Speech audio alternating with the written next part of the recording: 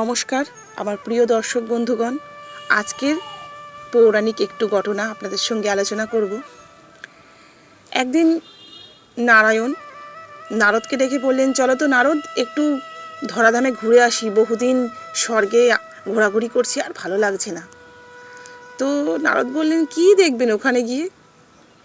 নারায়ণ বললেন, বিচিত্র দেশ দেখি, কত কি দেখা যায়, কত ভক্ত দেখব, কত মানুষের অহংকার দেখব, কত মানুষের কষ্ট দেখব তো কিছু না কিছু। তো তখন নারায়ণ এবং নারদ তারা সাধুর ছদ্মবেশ নিয়ে আমাদের এই পৃথিবীতে ঘুরে বেড়াচ্ছেন। হাঁটতে হাঁটতে বড় ক্লান্ত হয়ে গেছেন।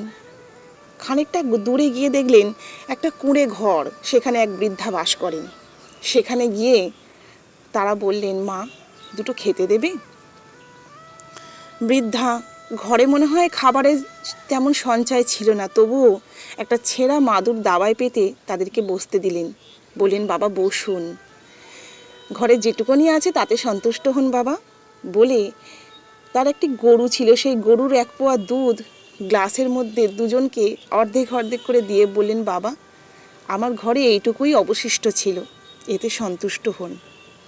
তো তখন নারায়ণ আর নারদ দুজনে সেই দুধটুকু পান করে যাওয়ার পথে ছদ্মবেশী সাধু নারায়ণ বলছেন, তোর এই দুর্দশা এহ জন্মে কখনো শেষ হবে না, আমি এই বলে দিয়ে গেলুম।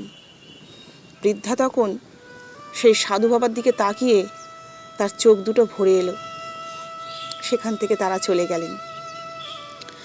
তো নারদ তখন নারায়ণকে বলছে, প্রভু, এটা আপনি কি বললেন? আপনার অভুক্ত শরীরে সে একটু খাদ্যের যোগান দিয়েছে, আপনি তাকে অপমান করলেন, এইভাবে অভিশাপ করলেন।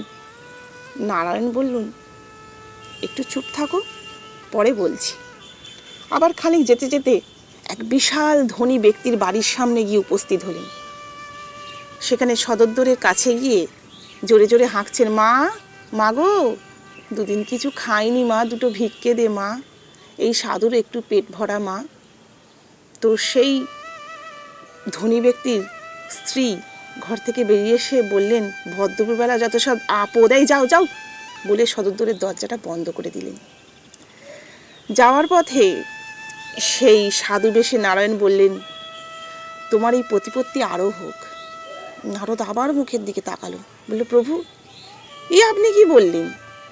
তখন নারায়ণ পথে যেতে যেতে নারদকে বলছে, শোনো, এই যে প্রতিপত্তি দেখলে, এই প্রতিপত্তির বশে ওরা ভগবানকে ভুলে গেছে, মানুষের সেবা করতে ভুলে গেছে, জন্ম নিয়েছে মনে অহংকার।